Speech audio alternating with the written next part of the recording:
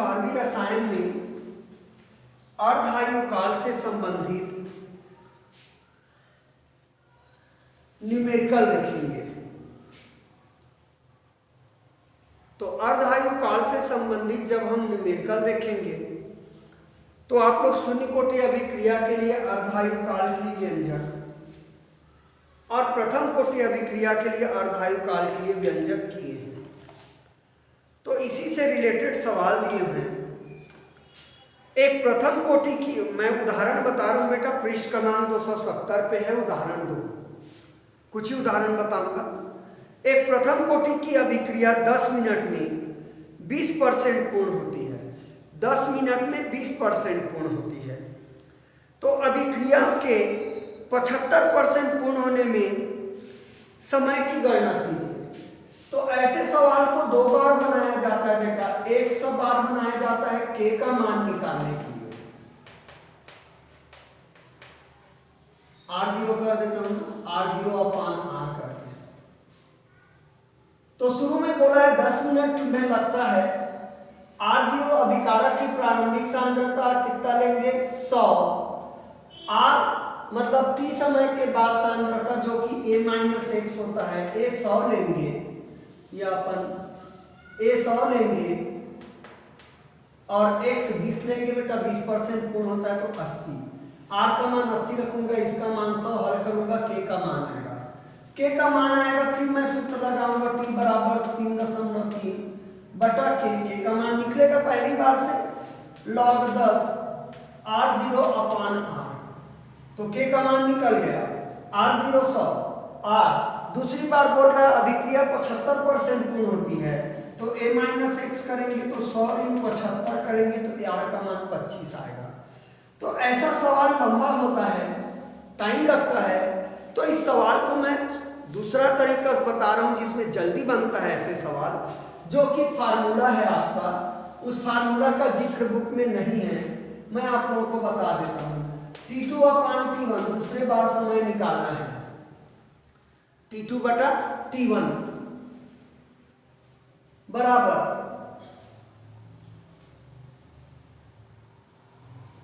log 10 R0/R2 log 10 R0/R1। यहां R0 हुआ बेटा 100%, R1 हुआ 100 ऋण 20 यानी कि 80, 20% पूर्ण होता है बोला है शुरू में। R2 हुआ 100 ऋण 75 यानी कि 25। क्लियर है आपका। और T1 बराबर दिया है 10 मिनट, क्योंकि बेटा 10 मिनट में 20% पूर्ण होती बोला है। इस सूत्र में मान रख दो, फटाफट आपका बन जाता है। ये बहुत आसान तरीका है और मैं चाहूंगा कि आप इसी टेक्निक से क्वेश्चंस को हल करेंगे। ठीक है ना, लंबा जाने की जरूरत नहीं है। तो ये मैं मिटा देता हूँ, क्या क्या है आप लोगों ने नोट कर लिए होंगे। उदाहरण 2 को मैं हल कर रहा हूँ दूसरे तरीके से। हाँ। तो अब इस सूत्र में मान रखें बेटा, T2 को निकालना है। T1 का मान 10 है, log 10 R0 का मान 100, इसका मान R2 का 25, ये हो गया log 10 R0 प्रारंभिक सांद्रता 100 और ये बचा 80। T2/10 log 10 25 × 100 होता है बेटा 4 log 10।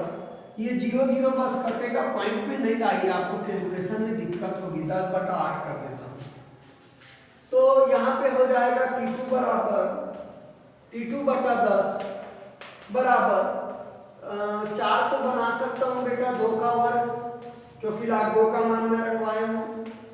log 10 ऋण log 8, ये सूत्र लगा देता हूँ log m/n, log 10 ऋण log 8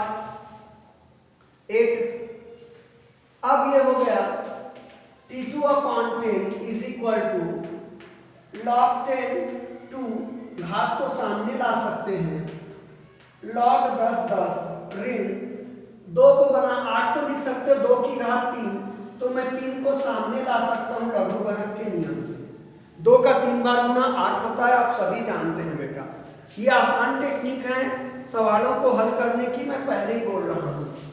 ठीक है, तो अब ये हो गया आपका T2/10 बराबर 2 गुना log 10 का मान होता है 0.3010, log 2 का मान, सॉरी log 10 का मान 1 होता है, log e का मान भी 1 होता है बेटा यदि आधार e हो, log 2 का मान भी 1 होगा यदि आधार 2 हो।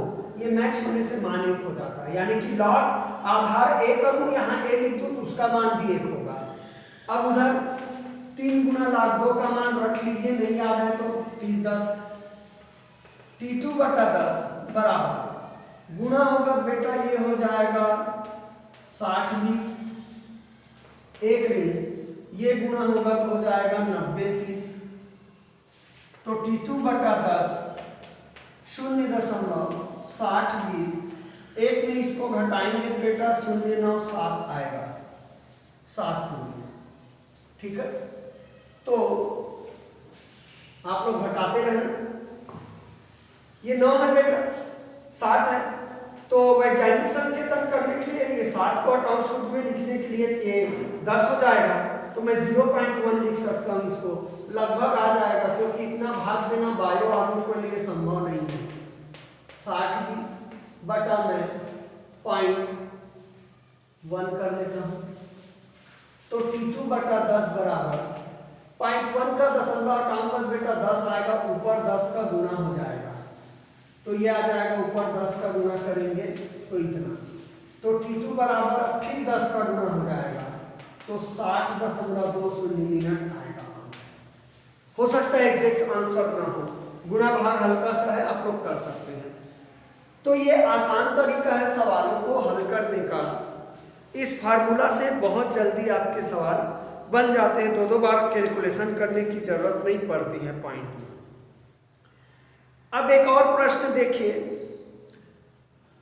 जिसमें दिया है, एक जैसे प्रश्न को मैं पहले हल कर रहा हूं, पेज नंबर 271 पे उदाहरण 4, प्रथम कोटि अभिक्रिया के लिए वेग स्थिरांक k का मान दिया है, इसके लिए अर्धायु काल की गणना करो। तो सीधा सूत्र होता है बेटा T½ बराबर 0.693 बटा k, तो k का मान जो दिया है उसको रख देना, आपका T½ आ जाएगा। तो ऐसे सवाल को मैं हल नहीं करूंगा। ठीक है, अब आपका अगला प्रश्न दिया है, 6वां प्रश्न है, उदाहरण 5 है, दर्शाइए कि प्रथम कोटि की अभिक्रिया के लिए 99.9% अभिक्रिया पूर्ण होने के लिए लगा समय उसके अर्ध आयु काल का लगभग 10 गुना होता है। 99.9% अभिक्रिया पूर्ण होने में लगा समय अर्ध आयु काल का लगभग 10 गुना होता है। तो मैं यहां वही काम करूंगा बेटा, R0 बराबर 100, ठीक है, R1 बराबर ले लेता हूं मैं 100 ऋण 50 बराबर 50, क्योंकि अर्धायु काल बोला है बेटा, आधा अभिक्रिया पूर्ण होना चाहिए। R2 बराबर 100 ऋण 99.9 लूंगा, तो ये आ जाएगा मेरे ख्याल से 0.1। सहमत होंगे आप लोग मेरे ख्याल से? ठीक है, क्योंकि दूसरी बार बोल रहा है बेटा 99.9% पूर्ण होने में समय निकालना है। तो T1 बराबर होगा अर्ध आयु काल, तो T½ रखूंगा, T1 बराबर अर्धायु काल बोला है, R1 को 50 लिया मैं, इसीलिए अर्धायु काल। अब सूत्र कर दो बेटा, T2 बटा T1 बराबर log R0/R2 बटा log R0/R1, T2 बटा T1 का मान T½ रख देते हैं, इतना आसानी से होता है। देखिए log 10 100 बटा 50 नहीं 0.1, 100 बटा 0.1 आ गया, log 10 100 बटा 50 बेटा आधा पूर्ण होता है, 50 लिया मैंने। सवाल को समझ के उदाहरण 5 है बुक का। T2 बराबर, मैं चेंज कर रहा हूँ क्वेश्चन के तरीके को, बुक आपका दूसरा बनाया उसमें कैलकुलेशन ज़्यादा है। ठीक है, तो बेटा 0.1 को 1/10 करेंगे तो 1000 हो जाएगा वो। ये हो जाएगा log 2 50 दूनी 100, ये टी हाफ है, T2 बटा टी हाफ बराबर ये 10 की घात 3 होगा बेटा, तो 3 सामने लाग देते हो, 10 10 1000 मतलब 10 की घात 3, log 2 का मान आप सभी जानते हैं 30 10, तो T2 बटा टी हाफ बराबर हुआ 3 गुना log 10 का मान 1 होता है, आप सभी जानते हैं 30 10, ठीक है। दशमलव हटा दो बेटा, T2 बटा T1 बराबर हो टी हाफ बराबर हुआ, दशमलव हटाओगे 1 2 3 4 जीरो लग जाएगा ऊपर,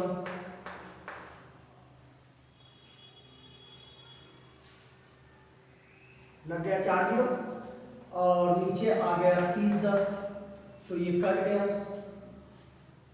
ठीक है। या हल करने के लिए इसको वैज्ञानिक संकेतन ले लो बेटा, जल्दी होगा। एक को हटाओगे कोई फर्क नहीं पड़ेगा, 0.3 ले लेता हूँ, जहाँ यहाँ लंबा चौड़ा बनाओगे बेटा, 3 एकम 3 0.3 ले लेता हूँ, लगभग आ जाता है टी हाफ बराबर बेटा, हटाओगे 0.30 बटा 3 आएगा, ठीक है। तो टी हाफ बटा T2 बटा टी हाफ बराबर आया बेटा 10, T2 बराबर आ गया 10 टी हाफ, यही सिद्ध करना था। लगभग इसलिए बोला क्योंकि ये पॉइंट को थोड़ा हम शुद्धन किए हैं, इसलिए एग्जैक्ट तो नहीं, लेकिन लगभग 10 गुना आता है, यही सिद्ध करना था। तो ये बहुत कारगर सूत्र है, आसानी से आप बता सकते हो, के का मान निकालने की जरूरत नहीं पड़ती है बीच में। उदाहरण 6 भी बहुत आसान है। किसी पदार्थ का विघटन प्रथम कोटि की अभिक्रिया का पालन करता है, अर्धायुकाल 35 मिनट दिया है, तो दर स्थिरांक निकालना है। तो टी हाफ बराबर 0.693 बटा के होता है, तो के बराबर होगा 0.693 अपान टी हाफ, तो 0.693 अपान टी हाफ का मान 35 रख देना, भाग दे देना, दर स्थिरांक का मान होगा, आप लोग देखेंगे। अब एक और प्रश्न है, प्रथम कोटि अभिक्रिया के लिए 3/4 पूर्ण होने में एवं आधी पूर्ण होने में लगे समय का अनुपात ज्ञात करो। आधी पूर्ण होने में मतलब अर्धायुकाल, तो मैं मान लेता हूं बेटा, माना R0 बराबर 1 मान लेता हूं, क्योंकि भाग वाला बात बोला है बेटा, 3/4 आधा ऐसे करके। R1 बराबर मैं आधा मानूंगा आधी पूर्ण होने में। R2 बराबर होगा, बोल रहा है 3/4 पूर्ण होने में, तो 1 ऋण 3/4 निकालूंगा बेटा, 3/4 पूर्ण हो रहा है, x का मान, a का मान 1 कर दिया, प्रारंभिक सांद्रता, तो 4 तो हो गया 1/4, और T1 बराबर होगा टी हाफ बेटा, आधी पूर्ण होने में लगा समय। तो अब मैं कर देता हूँ T2 बटा T1 बराबर, सूत्र होता है log 10 R0 अपान R2 log 10 R0 अपान R1, ठीक है। तो T2 अपान टी हाफ अर्धायुकाल log 10 1/2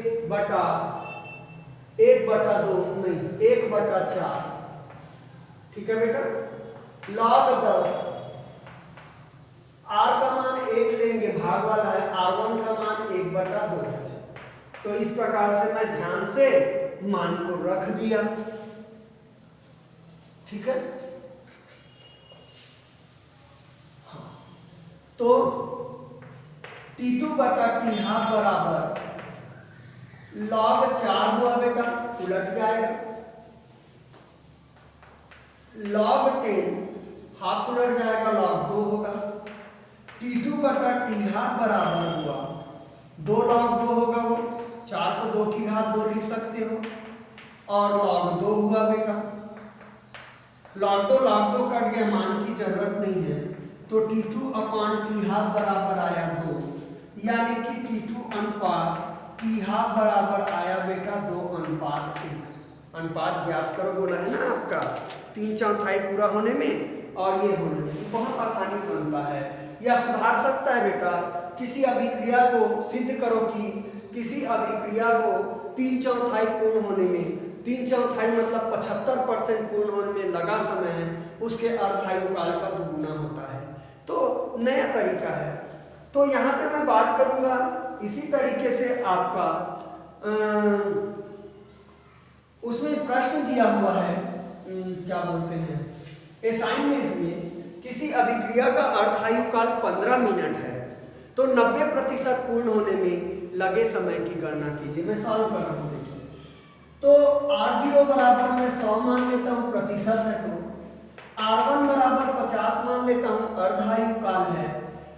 R2 बराबर हो जाएगा बेटा 100 ऋण 90 यानी कि 10, 90% पूर्ण होता है। T1 बराबर हो जाएगा 15 मिनट, अर्धायु काल है। अब T2 बटा T1 का सूत्र लगा देंगे, log 10 R0 अपान R2 अपान log 10 R0 अपान R1, T2 बटा 15 बराबर log 10 R0 का मान हुआ बेटा 100, R2 का मान हुआ कितना 10 बटा log 10 R0 का मान 100, R1 का मान 50, R2 बटा 15 बराबर ये 0 0 कट गया तो ये आ गया log 10 10 बटा ये आ जाएगा। देखिए कितना आसान सवाल दिया है बेटा आप लोगों को, ये तरीका पता है तो बन जाएगा। सॉरी मैं मिटा डाला बेटा, यहाँ सूत्र था T2 अपान T1 log 10 R0 अपान R2 log 10 R0 अपान R1। क्लियर है आप लोगों का, देख लिए। हाँ, तो अब हम मान को रख देते हैं, तो ये R2 बटा 15 बराबर आएगा, log 10 का मान 1 होता है, log 30 10 होता है, तो R2 बटा 15 बराबर हो गया बेटा 1 बटा 0.3, लगभग निकाल लेता हूँ। R2 कहाँ से आ गया, अरे कैसे करता हूँ मैं, T2 सॉरी, देन T2 बटा 15 बराबर आएगा, दशमलव हटाओगे 10 बटा 3 बेटा, 10 बटा 3 हो जाएगा। ठीक है, अब हम T2 बराबर कर लेंगे 10 बटा 3 गुना 15, 3 5 6 15, तो T2 बराबर आ गया 50 मिनट, यानी कि अभिक्रिया को 90% पूर्ण होने में 50 मिनट लगता है। ठीक है, तो ये आप लोगों का सिंपली जवाब हो गया उसका। तो आसानी से आप लोग अर्धायु काल से संबंधित न्यूमेरिकल देख सकते हो, और भी कुछ न्यूमेरिकल हैं, उदाहरण आप लोग देखेंगे, क्योंकि सारे को बताना संभव नहीं है, यदि समझ नहीं आता है तो पूछ लेंगे। ये आपका असाइनमेंट में सवाल दिया हुआ है, 50 मिनट आया है आपका। हाँ। अब हम इसमें बात करेंगे बेटा रासायनिक अभिक्रिया होने के लिए दैनिक ऊर्जा और संक्रियन ऊर्जा। आपको पता है कोई रासायनिक अभिक्रिया तभी होगी जब अभिकारक के अणु टक्कर लेंगे, टकराएंगे तो क्रिया करेंगे, और नहीं टकराएंगे तो क्रिया नहीं करेंगे, और नहीं टकराएंगे तब जब इनकी ऊर्जा कम होगी। ऊर्जा ज्यादा होने से अणु गतिशील होते हैं, गति करते हैं, और टकराने की चांसेस बढ़ेंगे। तो ऊर्जा यदि आप लोगों की कम है तो अणु टक्कर नहीं लेंगे। ठीक है, तो आप लोगों की यहां परिभाषा आएगी देहली ऊर्जा और सक्रियण ऊर्जा, दो चीजें आएंगी। देहली ऊर्जा वह ऊर्जा है बेटा, वह न्यूनतम ऊर्जा है जिससे किसी अभिकारक अणु के पास होना चाहिए, जिससे वो प्रभावी टक्कर में भाग ले सके और रासायनिक अभिक्रिया संपन्न हो। तो सीधी सी बात है, यदि अभिकारक अणुओं की ऊर्जा डेली ऊर्जा से कम है तो वो रासायनिक अभिक्रिया में भाग नहीं लेंगे और रासायनिक अभिक्रिया नहीं होगी। अब बात करें संक्रियण ऊर्जा की, सक्रियण ऊर्जा की, एक्टिवेशन एनर्जी की। तो मान लीजिए कि ये अणुओं की ऊर्जा डेली ऊर्जा से कम है, अणुओं की सामान्य ऊर्जा है वो डेली ऊर्जा से कम है, तो इसको कम से कम कितनी ऊर्जा दी जाए?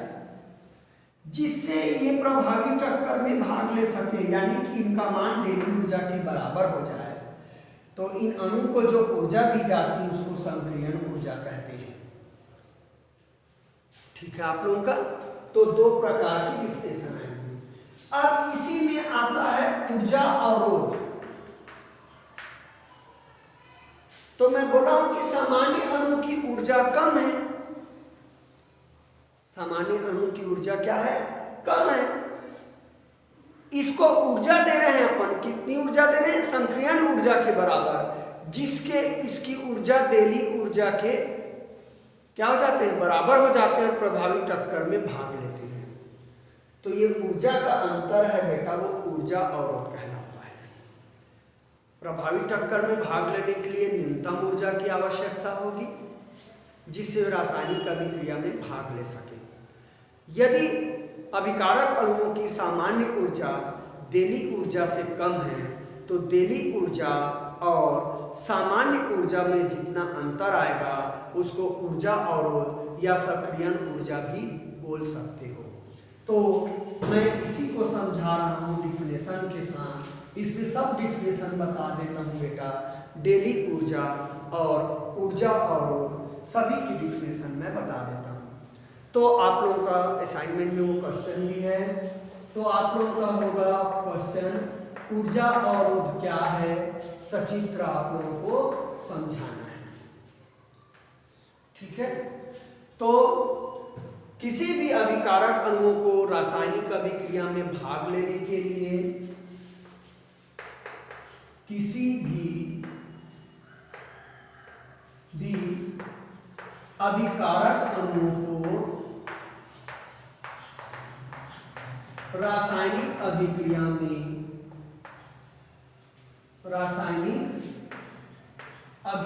में भाग लेने के लिए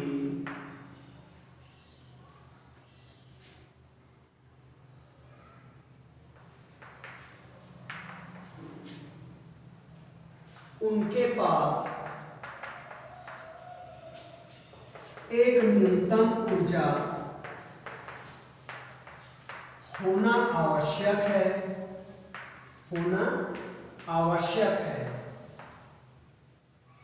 जिससे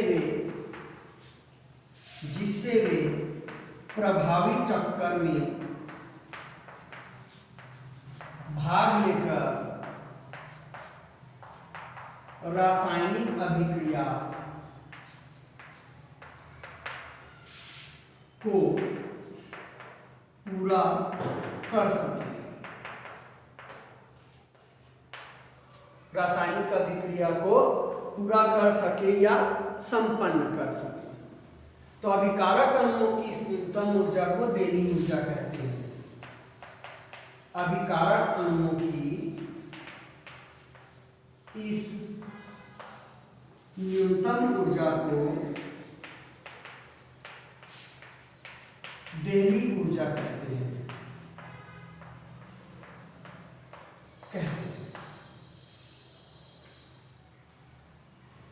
ठीक है आपका। तो प्रभावी टक्कर में भाग लेके मतलब टकरा कर वो अभिक्रिया को संपन्न करा सके, और टकराने के लिए अणु का जितनी न्यूनतम ऊर्जा होनी चाहिए उसको क्या कहते हो? देली ऊर्जा। ठीक है। अब मान लीजिए कि अभिकारक अणुओं की ऊर्जा देली ऊर्जा से कम है, तो जाहिर है वो प्रभावी टक्कर में भाग नहीं लेंगे। तो अभिकारक अणुओं की जो सामान्य ऊर्जा है और डेली ऊर्जा है, इसके अंतर को अपन ऊर्जा अवरोध कहते हैं। क्या कहते हैं? ऊर्जा अवरोध कहते हैं। यदि हम ऊर्जा अवरोध के बराबर अणुओं को ऊर्जा दे दें तो डेली ऊर्जा को प्राप्त कर लेंगे और अभिक्रिया संपन्न हो जाएगी। तो ऊर्जा अवरोध को आप संक्रियण अवरोध ऊर्जा भी कह सकते हो। ठीक है। तो इसमें मैं आगे और डिटेल करने वाला हूँ। ठीक है आप लोगों का।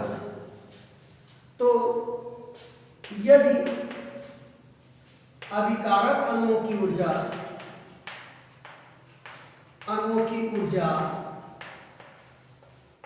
देली ऊर्जा से कम है,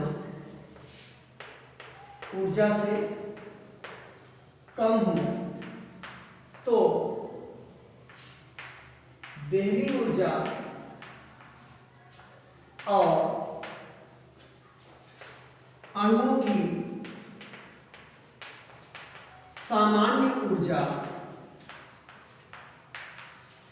के अंतर को ऊर्जा अवरोध कहते हैं।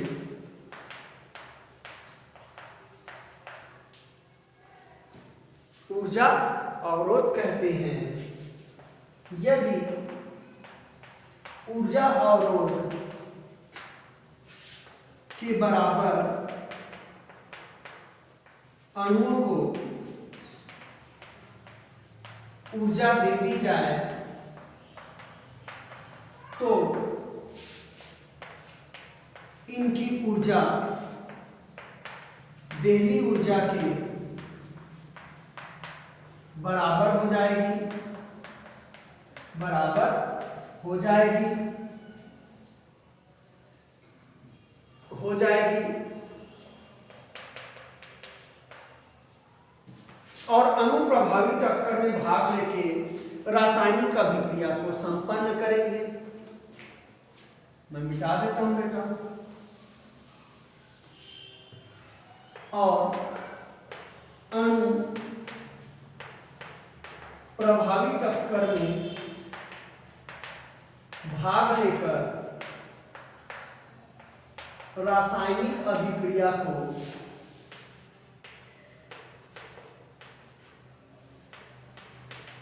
पूर्ण करेंगे, संपन्न करेंगे, जोड़ेंगे। ठीक है। अतः अणुओं को दी गई यह न्यूनतम ऊर्जा क्या कहलाएगी? सक्रियण ऊर्जा कहलाएगी। तो ऊर्जा अवरोध का मान है सक्रियण ऊर्जा के बराबर होता है। अणुओं को दी गई यह न्यूनतम ऊर्जा सक्रियण ऊर्जा कहलाती है, सक्रियण ऊर्जा कहलाती है। इसे EA से प्रदर्शित करते हैं। तो आप लोग समझ गए होंगे ऊर्जा अवरोध, सक्रियण ऊर्जा, देहली ऊर्जा, तीनों आप लोगों की डिफिनेशन इसमें आ चुकी है। अब मैं अभिक्रिया दो प्रकार की होती है बेटा, कोई भी उत्क्रमणीय अभिक्रिया है, ऊष्माक्षेपी और ऊष्माशोषी।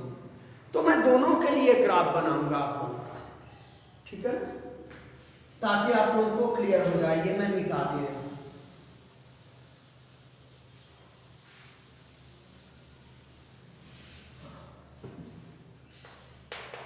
कोई उत्क्रमणीय अभिक्रिया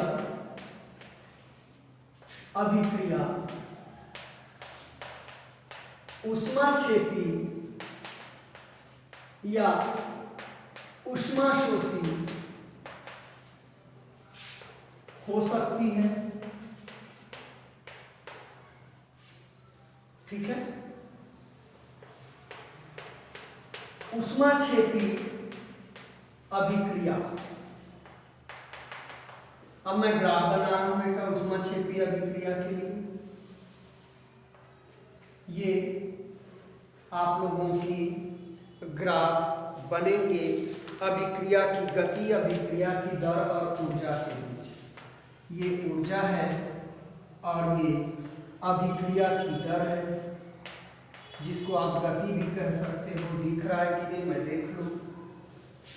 अभिक्रिया की दर है। ठीक है। तो मान लीजिए बेटा अभिकारक अणुओं की ऊर्जा कम है और ऊर्जा अवरोध यहाँ पे देहली ऊर्जा है, ऊर्जा अवरोध यहाँ तक होना चाहिए। तो आप इसको ऊर्जा दोगे, पहले ऊर्जा का मान आपका बढ़ेगा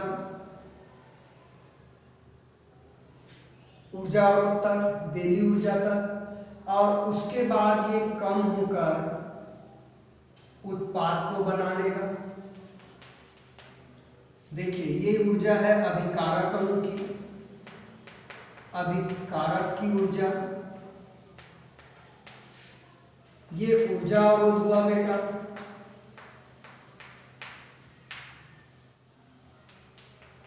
ये संक्रियन ऊर्जा हो जाएगा, जितनी ऊर्जा अवरोध है अभिकारक के सामान्य ऊर्जा, और ये हो गया उत्पाद की ऊर्जा। आपको पता है ऊष्माक्षेपी है तो कुछ मात्रा में ऊर्जा निकलती है, ये निकल रही है। तो इस प्रकार से हम ऊष्माक्षेपी अभिक्रिया के लिए ज्ञात करते हैं। तो अब आपको ये ध्यान देंगे बेटा, ऊर्जा यदि अग्र दिशा में होगा, ऊष्माक्षेपी अभिक्रिया यदि अग्र दिशा में होगा तो संक्रियन ऊर्जा का मान कम होगा, लेकिन पश्चिम दिशा में होगा तो संक्रियन ऊर्जा का मान अधिक होगा, क्योंकि उत्पाद की ऊर्जा कम है, उसको और ज्यादा ऊर्जा देनी पड़ेगी। तो ये ग्राफ आप लोग क्लियरली बना लीजिए। ऊष्माक्षेपी के लिए 2 लाइन में लिख देता हूं, और उसके बाद में ऊष्माशोषी के लिए भी ऊर्जा अवरोध के लिए आप लोगों को ग्राफ हल कर दूंगा। ठीक है, तो क्लियर है ना सभी को?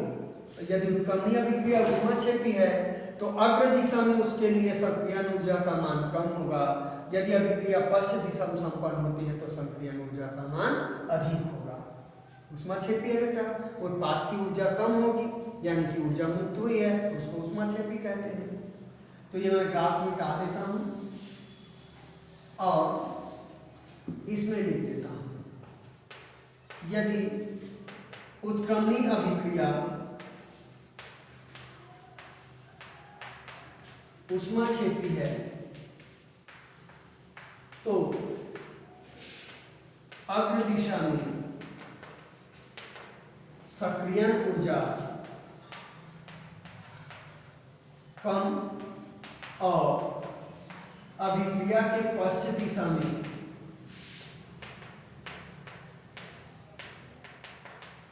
सक्रियन ऊर्जा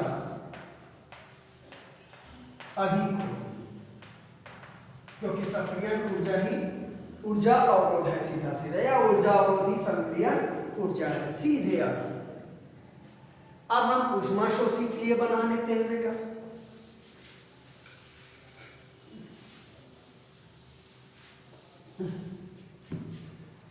तो फाइन डाल लेना सेकेंड ऊष्माशोषी के लिए। तो मैं ये ग्राफ बनाऊंगा, ये ऊर्जा अवरोध है मान लीजिए कि जो भी आपका है।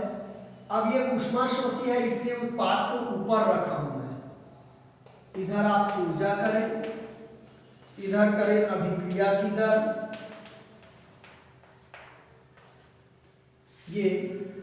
ये है बेटा आपका अभिकारक की ऊर्जा,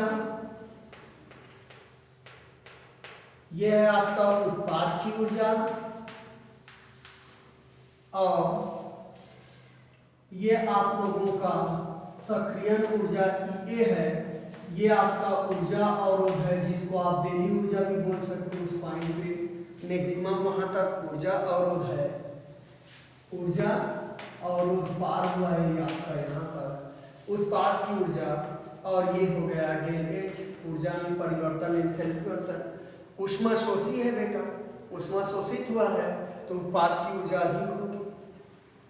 तो ग्राफ बना के आप नीचे लिख सकते हैं, यदि उत्क्रमणीय अभिक्रिया ऊष्माशोषी हो तो अग्र दिशा में सक्रियन ऊर्जा अधिक होगी और पश्चिम दिशा में सक्रियन ऊर्जा कम होगी, क्योंकि ये ऊपर है, ये कम है और ये अधिक होगा। तो इस प्रकार से ऊर्जा अवरोध को आप लोग सचित्र से क्लियर कर दिया। ठीक है, कल की क्लास में हम आगे की पढ़ाई करेंगे।